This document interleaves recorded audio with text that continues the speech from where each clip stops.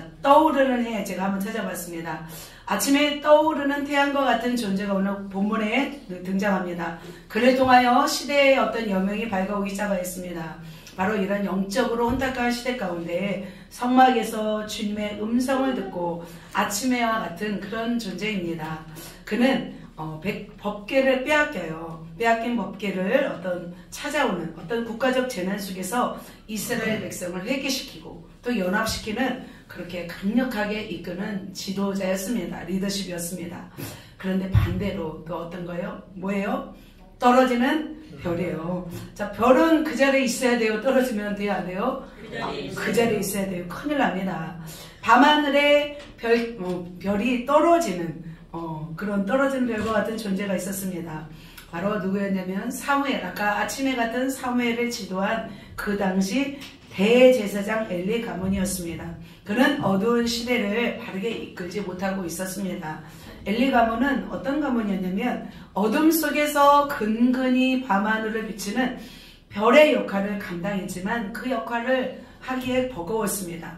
왜냐하면 왜 떨어지게 되었냐면 실로에 있는 성막에서 그 엘리 가문의 자녀들 홈리와 비느하스로 인하여서 하나님의 사명을 감당하지 못했습니다. 그들은 가나안 신전에서 행해지는 어떤 방탕, 폭력 이것을 일삼으면서 성소를 더럽혔기 때문입니다. 그렇다면 이처럼 누군가는 떠오르는 태양이 있는가 하면 떨어지는 별도 있는 것 같습니다. 자, 누군가는 태양이고 누군가는 이렇게 떨어집니다. 누군가는 위로 비상하는데 누군가는 아래로 추락합니다. 그래서 오늘은 시대를 밝게 비추며 떠오르는 태양과 같은 사무엘, 그리고 몰락하며 떨어지는 별 엘리 가문의 특징, 그래서 특징들을 살펴보고 차이점을 살펴보도록 하겠습니다. 그래서 우리는 이 시대를 어떻게 밝혀야 되는지 그 노하우를 우리가 발견하고 또 그렇게 살아내시기를 예수님의 이름으로 축복합니다. 우리 옆 사람에게 당신은 떠오르는 태양입니다. 우리 떠오르는 양희수 지사님, 당신은 태양임십니다. 자, 할렐루야. 그렇다면 떠오르는 태양 어떤 특징이 있는지 보도록 하겠습니다. 첫 번째 같이 읽겠습니다. 하나님의 떠오르는 태양 사무엘은 무엇을 들었어요? 하나님의 음성을 들었습니다. 바로 떠오른다는 것은 바로 비친다는 것은 누구의 음성을 듣냐면 하나님의 음성을 듣습니다. 그렇다면 하나님의 음성은 어떻게 듣습니까? 바로 여러 가지가 있습니다. 성경을 통하여 하나님의 음성을 듣습니다. 설교를 통하여 성령의 어떤 내적 음성, 또 생각을 통하여 자연을 통하여 사람을 통하여 꿈과 환상을 통하여, 그리고 마지막 뭐예요? 직접 하나님의 어떤 음성을 들을 수 있습니다. 그렇다면 사무엘은 어떻게 들었어요?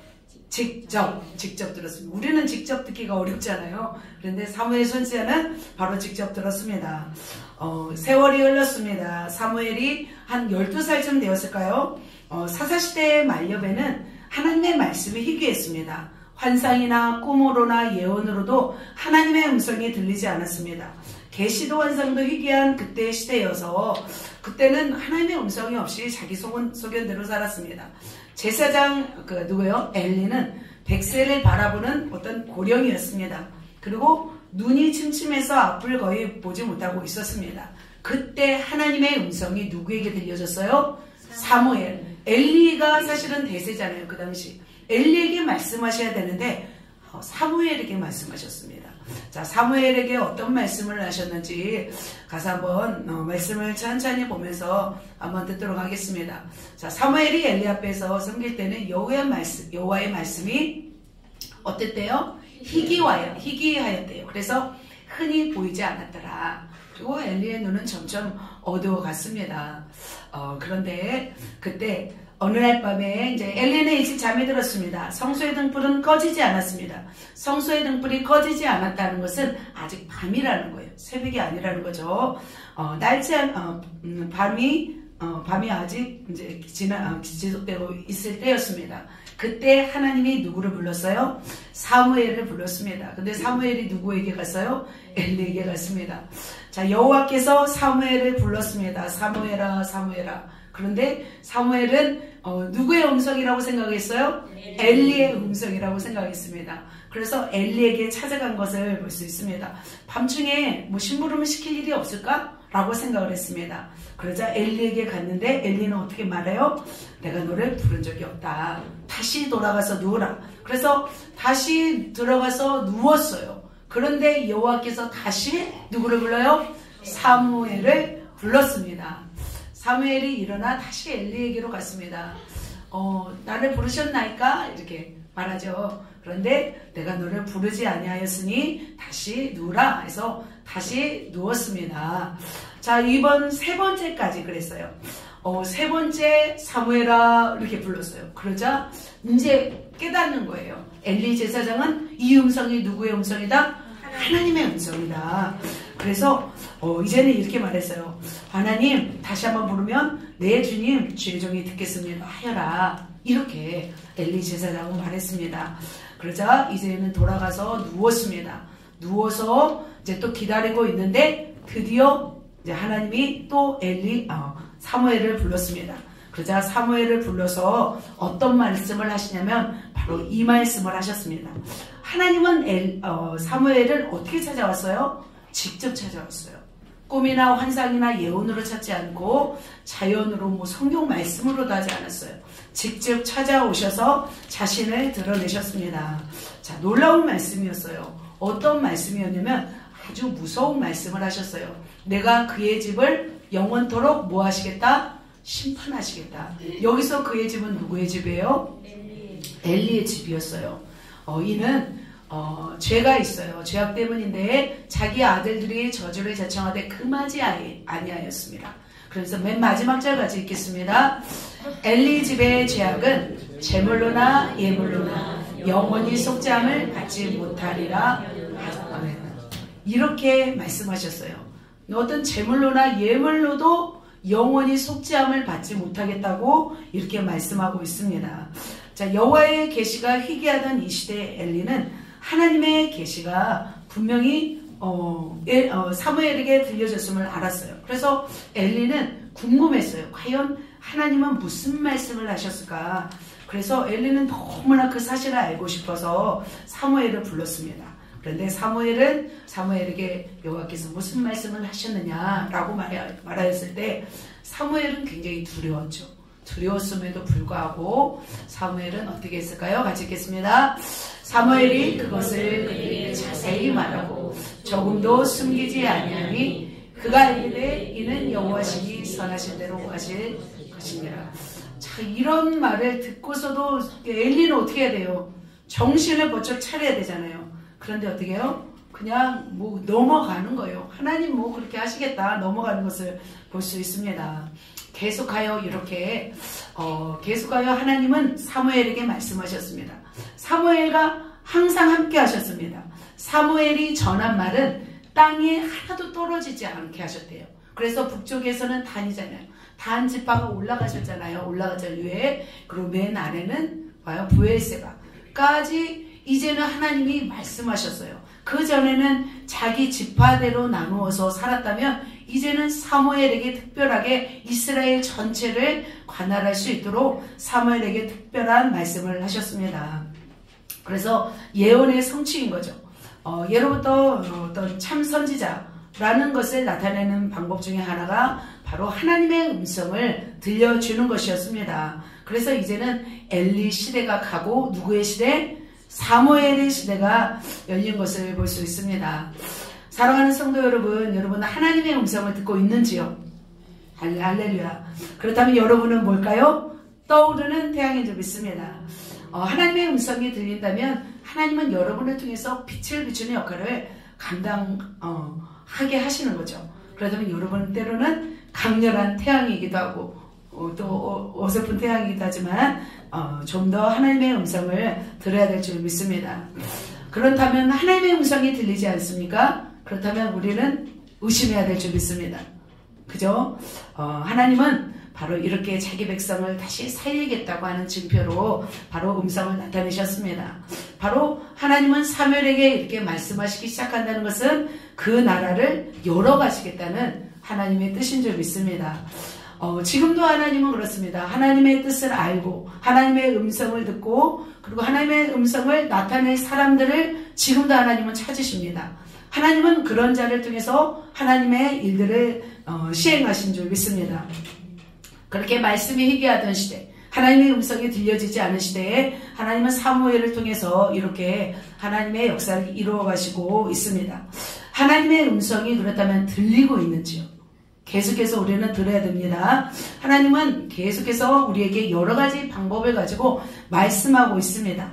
어떤 방법이 있는지, 그죠? 성경을 통해서든지 설교를 통해서든지 성령을 통해서든지 생각을 통해서든지 그리고 그죠? 자연을 통해서 다른 사람을 통해서 꿈과 환상을 통해서 그리고 마지막으로 직접 하나님은 계속해서 이렇게 열어가십니다. 지금은 희귀한 시대예요? 아니에요? 지금은 열린 시대예요. 성령께서 마지막 시대에 지금은 성령을 우리에게 부어주셨습니다. 그렇다면 오늘을 살아가는 우리는 어떻게 해야 돼요? 하나님 우리에게 말씀하여 주시옵소서. 주의 종이 듣겠습니다. 이렇게 말씀을 들으시고 그 말씀을 전하시는 우리 성도님 되시기를 예수님의 이름으로 축복합니다. 양희수 집사님이 드디어 듣고 계세요. 저는 굉장히 나는 우리 이제 이 기반을 하면서 양희수 집사님은 설마 했거든요. 근데 양희수 집사님이 지금 열리고 있어요. 와, 그래서 와, 하나님은 정말 대단하시구나. 하나님은 우리 교회 가운데 강력히 역사하시는구나 를 깨닫게 되었습니다. 자, 그렇다면 떠오르는 태양 두 번째 사무엘의 특징 두 번째 시작.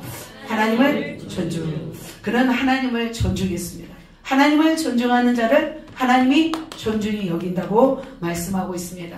그런데 사무엘은 언제부터 하나님을 존중했어요? 어렸을 때부터. 우리 예찬이만 했을 때부터.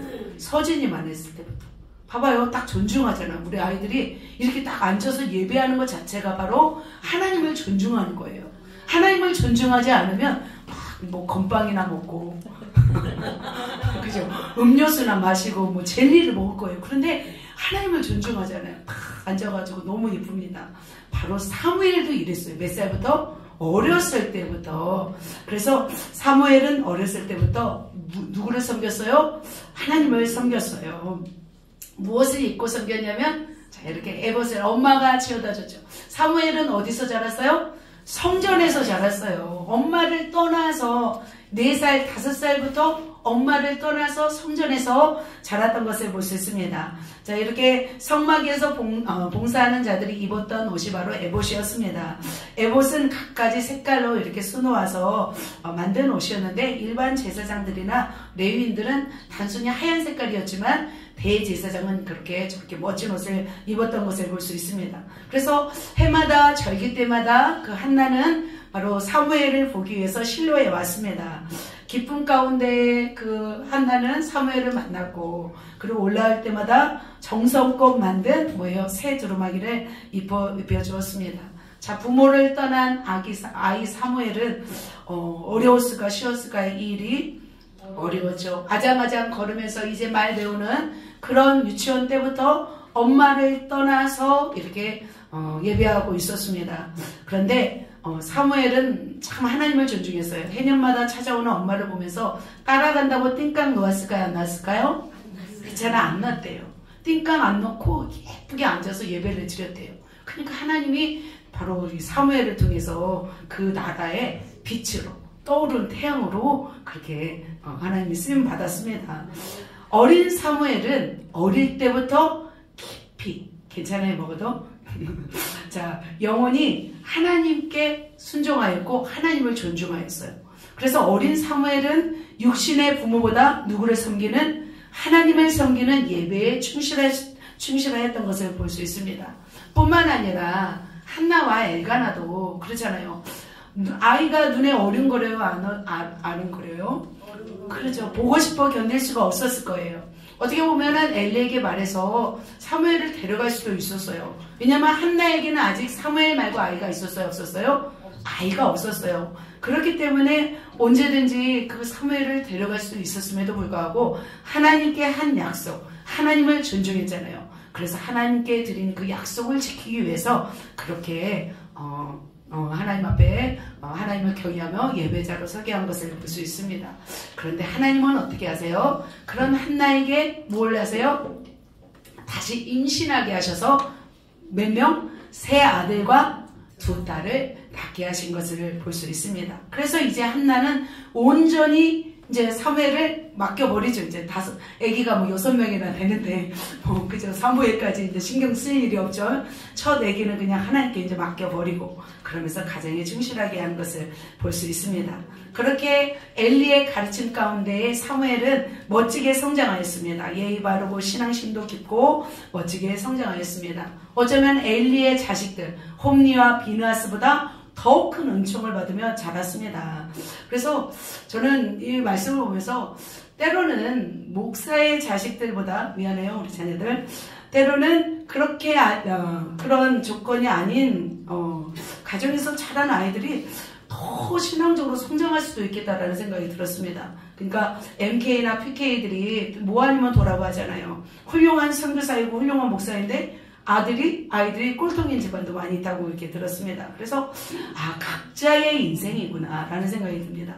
하나님은 모두에게 기회를 공평하게 주는 것을 볼 수 있습니다. 모세의 아들 게르솜, 엘리에셀 썼어요 안 썼어요? 안 썼어요. 누구를 썼어요? 눈의 아들 여호수아. 그죠? 자, 엘리야의 아들 누구예요? 엘리야의 아들. 결혼 안 하신 것 같아요? 누가 결혼하겠어요? 불같은 사람, 그죠? 엘리사도 엘리야의 아들 아니죠. 이렇게 바울의 아들 오네시모 디모데 아니잖아요. 그러니까 참 하나님은 이렇게 신앙심 좋은 부모에게서 좋은 자녀들을 태어나게 하지 않으신 것도 볼 수 있습니다. 훨씬 더 엘리 제사장의 자녀들보다 누구? 바로 엘가나의 아들이 훨씬 더 멋지게 성장하는 것을 볼 수 있습니다.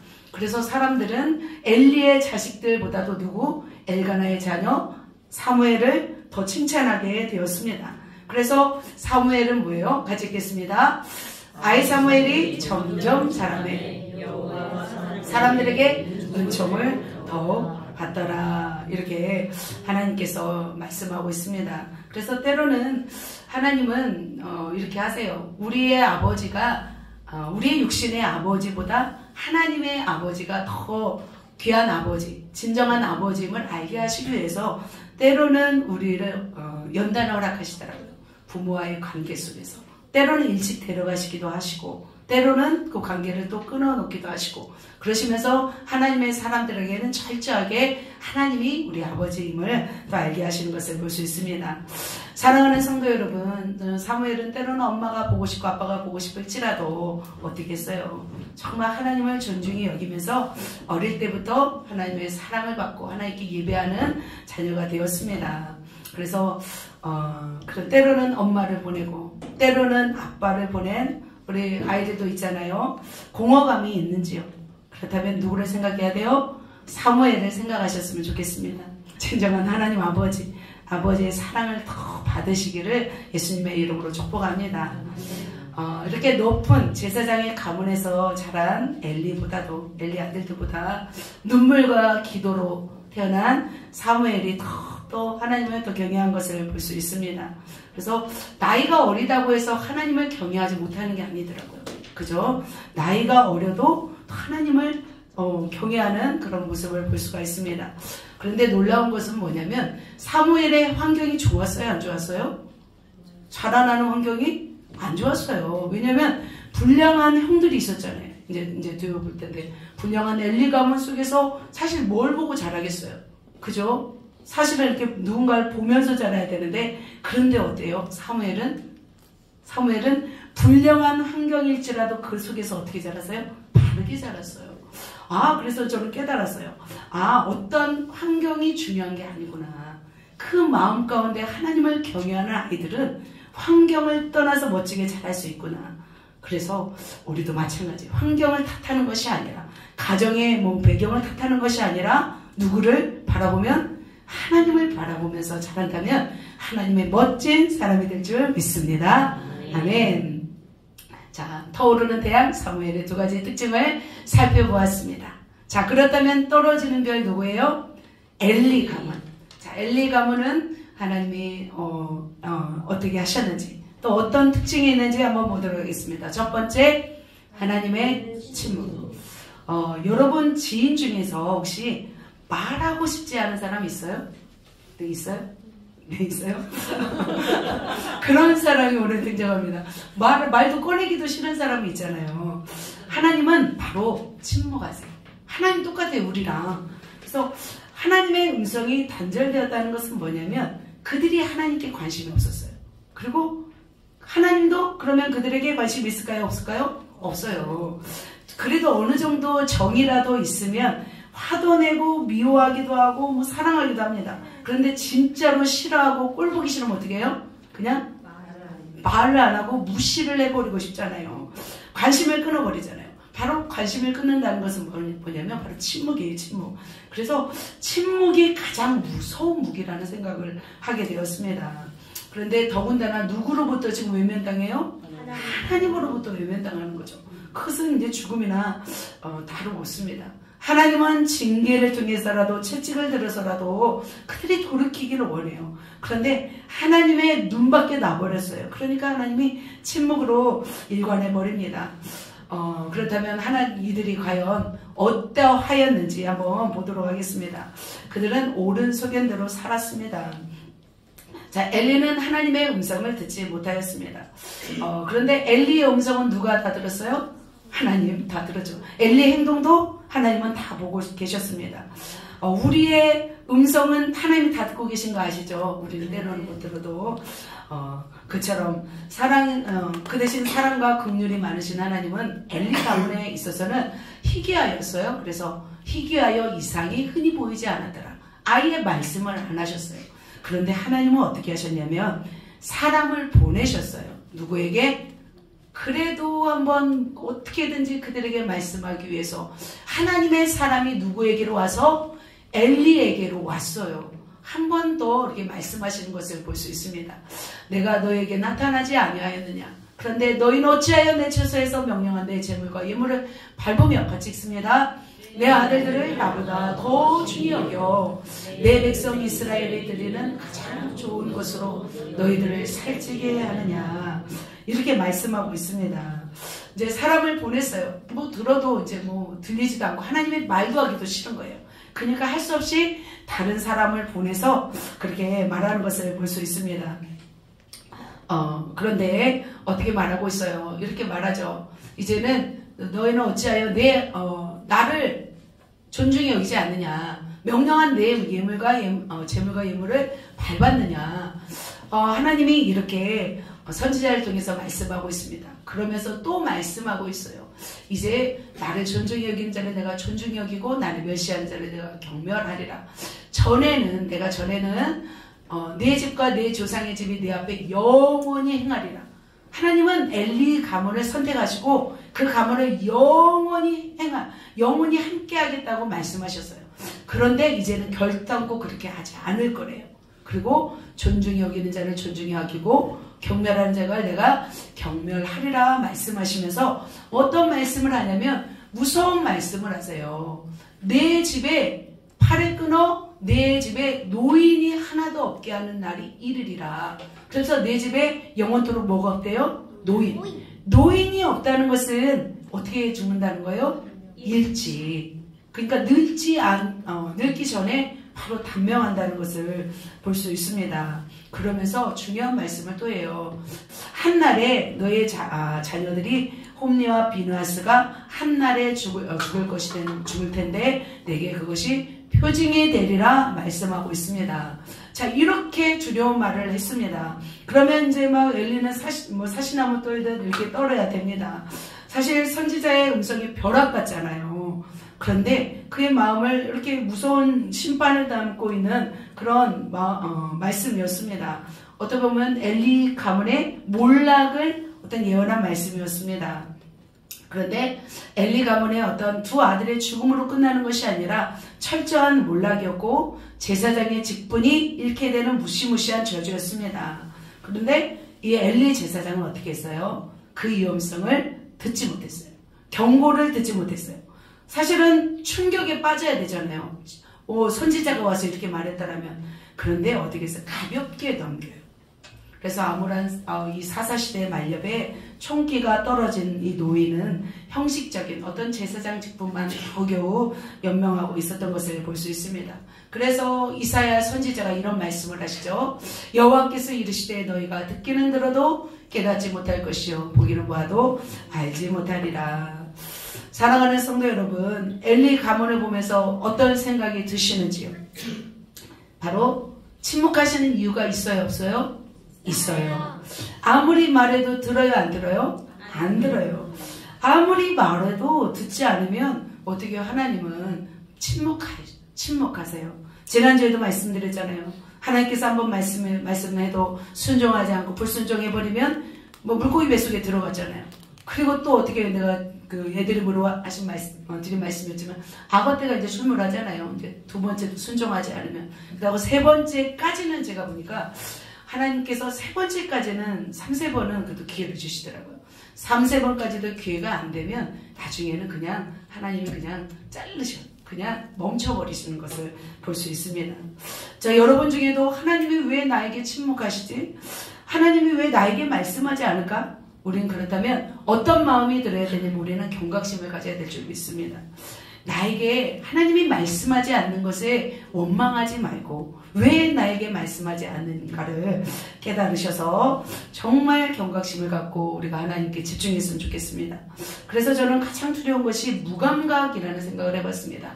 엘리는 무감각했잖아요. 계속해서 하나님이 들려주어도 그것을 흘려보내는 거죠. 좋게 말하죠. 하나님은 이렇게 처음에는 좋게 말하고 아무리 무서운 말씀을 해도 그냥 흘려보내는 거죠. 피리를 불어도 춤추지 않고 고글하여도 슬피 울지 않는 그런 감각을 잃어버리는 세대였습니다. 지금이 바로 그때이기도 해요. 하나님께서 말씀하셔도 감각이 없어요. 그렇다면 어떻게 해요? 큰일 나죠. 그렇다면 우리는 무감각을 파쇄하시고 하나님의 말씀에 대해서 두렵고 떨림으로 그 말씀을 취하시기를 예수님의 이름으로 축복합니다. 그래서 엘리의 제사장의 가문이 막을 내리고 있었습니다. 자, 두 번째 특징을 한번 보도록 하겠습니다. 그들의 두 번째 특징 시작. 네, 하나님을 멸시했습니다. 자, 엘리도 그 아들들을 하나님보다 더 중요하게 여겼잖아요. 자기 아들들을. 그래서 책망했습니다. 그런데 그 아들들도 문제였습니다. 엘리 제사장에게는 두 아들이 있었습니다. 홈니와 비느하스. 우리 집에도 2명이 있네요. 네. 큰 아들 홈니, 작은 아들 비느하스. 당시 두 아들은 제사장 신분으로 성막에서 섬기고 있었습니다. 그런데 자, 그들의 특징이 있겠습니다. 엘리의 아들들은 행실이 나빠 여호와를 알지 못하더라. 그 여호와를 알지 못하고 있었습니다. 불량자였습니다. 제사장들에게는 지켜야 할 제사 규범이 있었습니다. 그런데 엘리 제사장은 이 규범들을 무시하고 있었습니다. 어떻게 무시했냐면 어떤 사람이 제사를 드리고 그 고기를 삶을 때 제사장의 사환이 그 손에 3살 갈고리를 가지고 와서 그리고 와서 냄비에나 솥에나 큰 솥에나 가마에 찔러 넣어 갈고리에 걸려 나오는 것은 어떻게 했어요? 제사장이 자기 것으로 가졌어요. 자, 이렇게 한번 사진 한번 볼까요? 네, 이렇게 3살 갈고리를 가지고 와서 제사장 그 고기를 치워낸 것을 볼 수 있습니다. 홈니와 비느하스는 그의 희생 제물과 관련해서 중대한 죄를 지었습니다. 사실은 제사장의 몫은 따로 떼어져 있었습니다. 그런데 그들은 이 규정을 무시했습니다. 그래서 이렇게 나오는 것들을 자기 것으로 취했습니다. 또 어떤 일이 있냐면 또 이런 일이 있습니다. 기름을 태우기 전에, 그러니까 기름 부위는 먼저 번제단 위에서 불살라 제일 먼저 죽게 바쳐야 했지만 기름 부위를 태우기도 전에 자기 몫을 취하여 갔습니다. 그래서 달라고 이제 주지 않겠다고 말을 하면은 억지로 그것을 빼앗아 간 것을 볼 수 있습니다. 먼저 기름을 태운 후에 내 마음대로 가지라 하면은 그가 말하기를 지금 내라, 그렇지 않으면 내가 그것을 억지로 빼앗으리라. 이렇게 위협적이었습니다. 그래서 두 아들은 날 것으로 고기를 취해 자기 마음대로 구워 먹었습니다. 그리고 자기 멋대로 강제로 빼앗아서 자기 배를 채웠던 것을 볼 수 있습니다. 그래서 엘리는 자기 어떤 젊은 두 아들이 죄를 짓고 있잖아요. 막중한 죄를 짓고 있었습니다. 그래서 어떻게 해야 돼요? 그것을 제지해야 됐습니다. 이런 거죠. 예를 들면 우리 딸 아들이 헌금을 가져오면 강대상에 올려오기 전에 이제 몰래 빼가지고 이제 몬스터지 가고 그죠? 치킨 사 먹고 이런 거랑 똑같은 거죠. 그런 행동이죠. 자, 이렇게 행하는 그들의 모습을 보고서 하나님은 어떻게 말씀하셨냐면 같이 읽겠습니다. 여호와의 제사를 멸시하였더라. 그들의 죄악이 너무 컸어요. 하나님께 드리는 이 제사 규범을 어기고 함부로 취하는 모습에 하나님이 보실 때는 여호와의 제사를 멸시함이었더라 이렇게 말씀하고 있습니다. 그들은 또 과증한 죄악을 짓기 시작했어요. 바로 수종드는 여인들과 동침하였습니다. 성소에는 수종드는 여인들이 있었습니다. 그래서 제사장을 도와서 성막에서 수용되는 잡다한 일을 하는 그런 여인들이었습니다. 그릇을 씻거나 음식을 장만하거나 또한 제사장의 예복을 수선하는 등 갖가지 일들이 많았어요.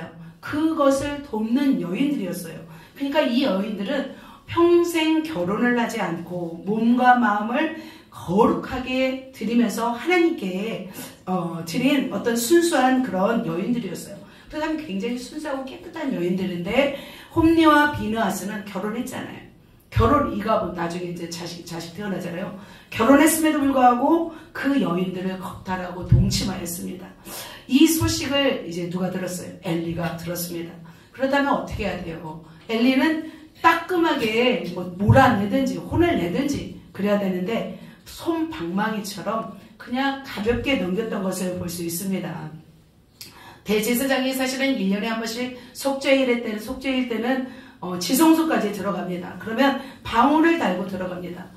백성의 죄가 하나님께 드린 제물보다 더 크다. 그러면 제사장이 지성소에서 죽었어요.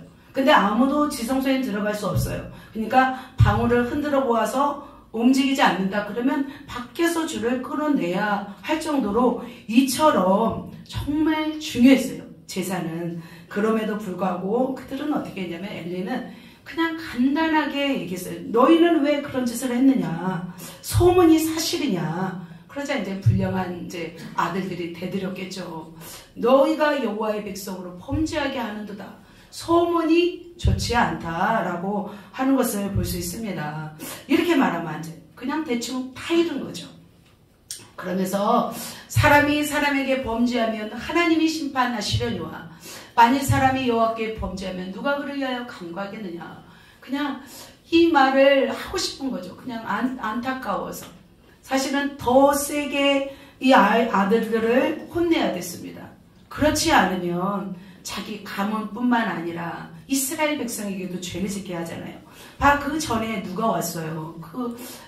선지자가 예언자가 와서 말씀을 했잖아요. 소문도 들었잖아요. 나중에 또 누가 얘기해요? 사무엘이 또 얘기하는 것을 볼 수 있습니다. 그들이 이렇게 한 이유는 뭐냐면 바로 하나님을 멸시했기 때문입니다. 그래서 하나님은 이렇게 말씀하고 있습니다. 맨 마지막 두 줄만 같이 읽겠습니다. 시작. 나를 존중히 여기는 자를 내가 존중히 여기고 나를 멸시하는 자를 내가 경멸하리라. 주님은 말씀하고 있습니다. 사랑하는 성도 여러분, 여러분은 두 아들의 이 모습을 보면서 무슨 생각을 하시는지요? 엘리 가문은 어떻게 되었어요? 거의 멸망 위기에 까지 왔습니다. 고인물은 썩게 되어 있습니다. 성령으로 살지 않으면 딱딱하고 굳어버리는 것을 볼 수 있습니다. 결과 어떻게 돼요? 그들은 하나님의 징계를 받게 됩니다. 그러니까 어떻게 보면 엘리 제사장 가문은 90세까지 해먹은 거잖아요. 배가 부를 만큼 불렀죠. 그럼 마음껏 자기 제사장이 없잖아요. 대제사장. 그러니까 가장 높은 어떻게 보면 그 당시에는 대통령이라고 볼 수 있어요. 대통령의 자식들이죠. 그러니까 배가 불렀고 이제는 먹고 살만한 거죠. 그러니까 하나님보다 누구를 더 소중히 여겼어요? 자기들만 소중히 여겼던 것을 볼 수 있습니다. 그들은 아버지를 멸시했고 제사를 멸시했고 또 누구를? 하나님을 멸시했습니다. 그래서 하나님은 그들을 어떻게 생각하시냐면 죽이기로 작정하십니다. 그래서 결국은 홈리와 비느하스는 한날에 이제 죽음을 당하고 말았습니다. 그렇다면 사랑하는 성도 여러분, 우리는 어떻게 해야 될까요? 우리는 하나님을 어떻게 해야 될까요? 멸시하면 안 됩니다. 하나님을 멸시한다는 것은 무엇을 멸시하는 걸까요? 예배를 멸시하는 거죠. 저는 예배가 너무 소중하고 교회가 너무 소중합니다. 그래서 오늘 좀 돌아다니는 사람이 있을까 했는데 한 명도 안 돌아다니시네요. 바로 교회에서 하는 모든 것이 소중한 거예요. 교회에서 일하는 사역자도 소중히 여겨야 돼요. 그리고 예배 시간에 저는 왔다 갔다 하는 걸 굉장히 하나님이 싫어한다고 생각해요. 저도 싫어하는데 화장실도 안 가면 좋겠어요. 물도 마시러 가면 안 된다고 생각이 들어요.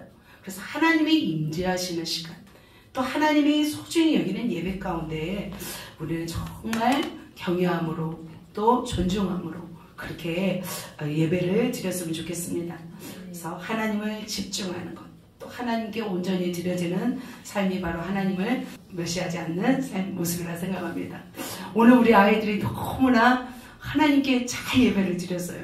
하나님이 여러분을 잘 보실 거예요. 그래서 참 나를 존중히 여기는구나. 그래서 하나님이 우리 예찬이를 축복하실 줄 믿습니다.